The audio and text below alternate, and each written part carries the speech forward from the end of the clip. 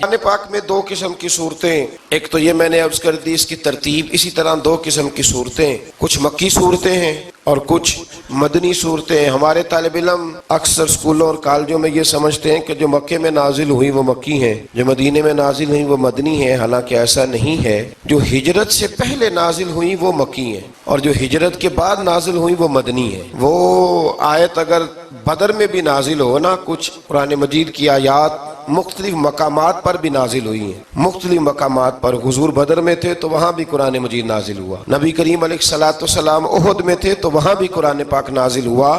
تو ترتیب یہ کی جائے گی کہ جو صورتیں ہجرت سے پہلے نازل ہوئیں وہ مکی ہیں اور جو ہجرت کے بعد نازل ہوئی وہ مدنی ہے۔ سورہ فاتحہ کا آغاز اور قرآن مجید کی ہر سورت کا آغاز سوائے سورہ توبہ کے بسم اللہ شریف سے ہوتا ہے، اور نبی کریم علیہ الصلوۃ والسلام نے اتنا زور دیا کہ حضور فرمانے لگے دروازہ بند کرنے سے پہلے بھی بسم اللہ شریف پڑھا کرو اور برتن ڈھانپنے سے پہلے بھی بسم اللہ شریف پڑھا کرو۔ نبی پاک علیہ السلام نے ہر جائز اور مستحسن کام سے قبل بسم اللہ شریف پڑھنے کا حکم دیا۔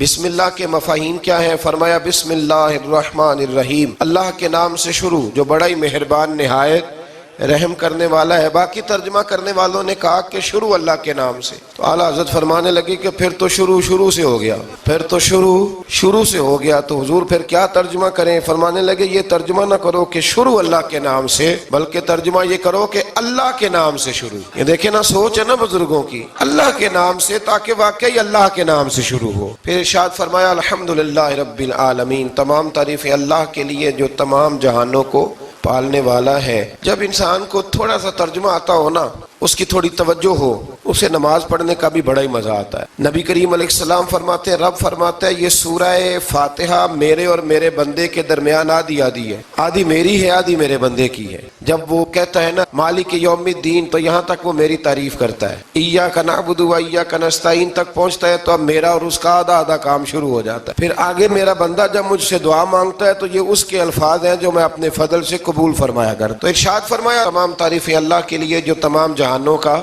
پالنے والا ہے، الرحمن الرحیم، بڑا ہی مہربان ہے نہایت۔ یہ رحمان مبالغے کا صیغہ ہے، یعنی اتنا رحم کرنے والا کہ جتنا کوئی اور رحم نہ کر سکے، اس لیے اللہ ہی رحمان ہو سکتا ہے، بندہ کوئی رحمان نہیں ہو سکتا۔ بندے کو رحیم کہا جا سکتا ہے، نبی پاک رحیم ہے لیکن رحمان نہیں ہے، اس لیے کسی بھی انسان کا نام رحمان نہیں ہو سکتا۔ کسی دکان پر بعض اوقات لوگ نام رکھ لیتے ہیں رحمان بک ڈپو، تو یہ درست نہیں ہے۔ بندے کا نام رحمان نہیں ہو سکتا، عبد الرحمان، اس لیے کہ یہ لفظ رحمان خدا کے علاوہ کسی اور کے لیے بولنا درست نہیں ہے۔ پھر ارشاد فرمایا مالک یوم الدین، اللہ مالک ہے قیامت کے دن کا۔ تو یا اللہ آج کے دن کا مالک بھی تو ہی ہے، آج جو یکم رمضان مبارک ہے تو اس دن کا مالک بھی اللہ ہی ہے۔ یہ جو خاص کر کہا مالک یوم الدین، اس کا معنی یہ ہے کہ یہاں کچھ لوگ عارضی طور بھی تو بعض چیزوں کے مالک ہے نا، یہ زمین میری ہے، یہ گھڑی میری ہے، یہ گھر میرا ہے، یہ بچے میرے ہیں، عارضی طور پر بھی تو لوگ مالک ہیں، لیکن قیامت کے دن عارضی طور پر بھی کوئی مالک نہیں ہوگا۔ قیامت میں ساری بادشاہی فقط میرے اللہ کی ہوگی۔ بلکہ رب کریم فرمائے گا کہاں ہیں وہ لوگ جو دنیا میں بادشاہ بنا کرتے تھے؟ کدھر؟ بڑے بڑے کج کلا جو کہتے تھے کہ ہم اٹھتے ہیں تو لوگ اٹھتے ہیں، بیٹھتے ہیں تو دنیا بیٹھ جاتی، وہ کہاں ہے؟ وہ کوئی نہیں بولے گا۔ تو رب فرمائے گا للہ الواحد القہار، آج ایک رب واحد اور قہار کی حکم۔ پھر ارشاد فرمایا ایاک نعبد و ایاک نستعین، بے شک ہم تیری ہی عبادت کرتے ہیں اور تجھی سے مدد چاہتے ہیں۔ عبادت بھی اللہ کی ہے اور مدد بھی، یہ جو بندوں کے ذریعے بعض اوقات مدد ہوتی ہے تو یہ مدد بھی اللہ کی ہے، یہ مدد بھی اللہ کی ہے۔ یہ کسی بندے نے مائک بنایا ہے جس کی مدد سے آپ تک آواز جا رہی ہے، تو اس کو عقل کس نے دی تھی بنانے کی؟ تو پھر مدد کس کی ہوئی؟ اللہ کی۔ تو دنیا میں کوئی بھی جو مدد کرتا ہے وہ اللہ کے ولی کریں، نبی کرے، پیغمبر کریں، تو وہ مدد کس کی ہے؟ اللہ کی، اس لیے کہ وہ ذاتی طور پر کچھ بھی نہیں کر سکتے۔ اگر اللہ انہیں توفیق نہ دے وہ کسی کی مدد نہیں کر سکتے۔ تو ایاک نعبد و ایاک نستعین، ہم تیری ہی عبادت کرتے ہیں، تجھ سے مدد چاہتے ہیں۔ اہدنا الصراط المستقیم، اے اللہ ہمیں سیدھا راستہ دکھا۔ کون سا راستہ سیدھا ہے؟ کون سا راستہ سیدھا ہے؟ تو اللہ نے خود ہی فرمایا ایسے ہی نہ بھٹک جانا، راستہ سیدھا وہ ہے صراط الذین انعمت علیہم، ان لوگوں کا راستہ سیدھا ہے جن پر اللہ نے انعام فرمایا ہے۔ اور وہ کون ہے؟ قرآن مجید نے خود فرمایا انعم اللہ علیہم من النبیین والصدیقین والشہداء والصالحین، وہ نبی ہیں، صدیق ہیں، شہید ہیں اور نیک لوگ ہیں۔ فرمایا اپنی مرضی کے راستے پہ چلو گے تو بھٹک جاؤ گے، رب کی بارگاہ میں سوال کرنا کہ وہ تمہیں نبیوں کے، صدیقوں کے، شہیدوں کے اور نیک لوگوں کے راستے پہ چلائے۔ غیر المغضوب علیہم ولا الضالین، نہ ان لوگوں کے راستے پہ چلا جن پر تیرا غضب ہوا، اور نہ ان کے راستے پہ چلا جن پر تو ناراض ہوا، جنہیں تو نے گمراہ کیا۔ ان لوگوں کے راستے پہ نہ چلا بلکہ ان لوگوں کے راستے پہ چلا جن پر تیرا انعام ہوا۔ یہ جو لوگ ہیں نا مغضوب علیہم ولا الضالین، ایک گروہ یہودیوں کا ہے اور ایک عیسائیوں کا ہے۔ کہا جا رہا ہے یا اللہ نہ یہودیوں کے راستے پہ چلا اور نہ عیسائیوں کے راستے پہ چلا، ہمیں تو ابوبکر صدیق کے راستے پہ چلا، ہمیں تو عمر فاروق کے راستے پہ چلا، عثمان غنی، مولا علی اور جناب ابو ہریرہ کے راستے پہ چلا۔ اب یہ سورہ فاتحہ کا تو میں نے مکمل ترجمہ عرض کیا۔ سورہ بقرہ یہ قرآن مجید کی سب سے بڑی سورہ ہے۔ ایک حدیث اس کی فضیلت پہ سن لے، نبی کریم علیہ السلام نے فرمایا جس گھر میں سورۃ بقرہ پڑھی جائے نا، فرمایا جن کیا وہاں سے تو شیطان بھی بھاگ جاتا ہے۔ سورہ بقرہ گھروں میں پڑھیں، یہ سب سے بڑا تعویذ ہے۔ اگر گھر میں جنات ہوں، کوئی آسیب ہوں، اور یہ وہ والا تعویذ ہے جو مدینے والے رسول نے عطا فرمایا ہے۔ یہ سب سے بڑی سورہ ہے۔ مفسرین فرماتے ہیں اگر کوئی استدلال کی قوت رکھتا ہو تو ایک 100 چیز کا اللہ نے حکم دیا ہے، بلکہ امام اعظم فرماتے ہیں 100 تھوڑی ہے، میری نظر سے پڑھو تو 1000 چیزوں کا حکم دیا ہے، 1000 سے منع کیا ہے، اور 1000 قسم کی نصیحتیں اللہ کریم نے سورہ بقرہ کے اندر فرمائی ہیں۔ اس سورہ مبارکہ کا جو پہلا رکوع ہے نا، اس میں جو سب سے پہلی آیت ہے وہ ہے الف لام میم۔ ان کو کہتے ہیں حروف مقطعات۔ پہلا لفظ ہی جب کوئی قرآن مجید کا پڑھتا ہے نا، بہت بڑا عالم فاضل، بہت بڑا محدث، تو اسے یہ کہنا پڑتا ہے کہ میں نہیں جانتا، اللہ جانتا ہے یا اللہ کا رسول جانتا۔ الف لام میم کا معنی ہم نہیں جانتے، اللہ جانے یا اللہ کا رسول جانے، یا جس کو وہ دونوں بتا دیں وہ جانتا ہے، ورنہ یہ اللہ اور اس کے رسول کا راز ہے۔ یہ آگے ارشاد فرمایا ذالک الکتاب لا ریب فیہ، یہ وہ عظیم کتاب ہے جس میں شک کی کوئی گنجائش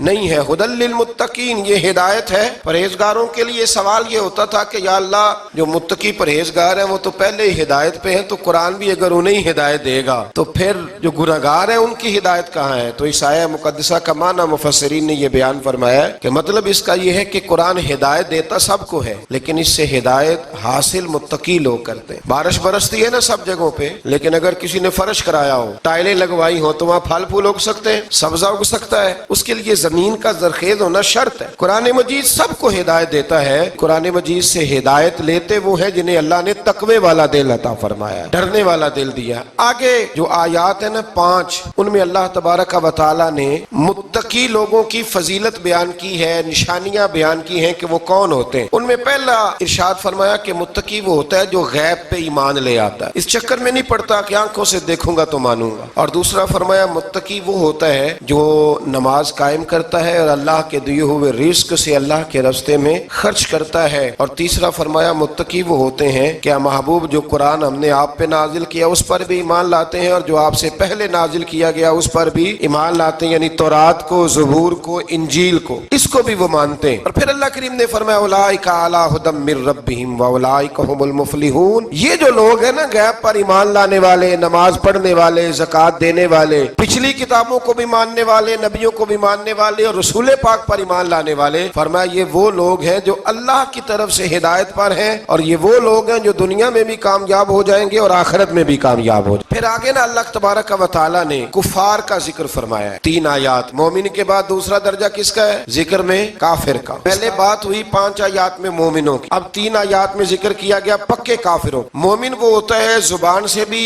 اللہ اور اس کے رسول کو مانے، ان کی لائی ہوئی چیزوں کو مانے اور دل سے بھی تسلیم کرے۔ اور کافر وہ ہوتا ہے کہ جو نہ زبان سے مانتا ہے اور نہ ہی دل سے تسلیم کرتا ہے۔ پھر اللہ تبارک و تعالی نے 13 آیات کے اندر، 3 آیتوں میں کافروں کا ذکر کیا اور 13 آیات کے اندر پھر منافقین کا ذکر فرمایا ہے۔ منافق اس کو کہتے ہیں، منافق اس کو کہتے ہیں جو زبان سے تو دعوے اونچے اونچے کرتا ہے ایمان کے، لیکن اس کے دل میں ایمان موجود نہیں ہوتا۔ آپ حیران ہوں گے، یہیں پہ بات کو ذرا غور سے سمجھیں کہ مومنوں کا ذکر 5 آیات میں اور کفار کا 3 آیات میں، پکے کفار اور منافقین کے لیے اللہ نے اگلے ہی رکوع میں 13 آیات بیان فرمائی۔ 13، یہ خطرناک گروہ ہے منافق، یہ خوفناک لوگ ہیں، یہ وہ چھپی ہوئی بیماری ہے کہ جس کو پکڑنا تھوڑا مشکل ہے۔ کچھ بیماریوں کو ڈاکٹر کہتے ہیں نا یہ خاموش قاتل ہے، قتل کر دیتی ہے پر پتہ نہیں لگنے دیتی۔ اسی طرح منافقین کا ٹولہ ہے۔ قرآن مجید کہتا ہے ان منافقین کے بارے میں وَمِنَ النَّاسِ مَن يَقُولُ آمَنَّا بِاللَّهِ وَبِالْيَوْمِ الْآخِرِ वमा हुम बिमुमिनीन। ऐ महबूब, कुछ लोग कहते हैं हम अल्लाह और आखिरत पर ईमान लाए, लेकिन वो ईमान लाने वाले नहीं है। तो जब रब कहता है नहीं है, आज किसी को कह दिया जाए ना कि वो बंदा झूठा कलमा पढ़ता है, उसकी बातें नहीं बताती, तो कहते हो आप कलमा गो को बुरा कह रहे। तो यहाँ तो अल्लाह उनके कलमे का भी ऐलान फरमा रहा है और उनके निफाक का भी ऐलान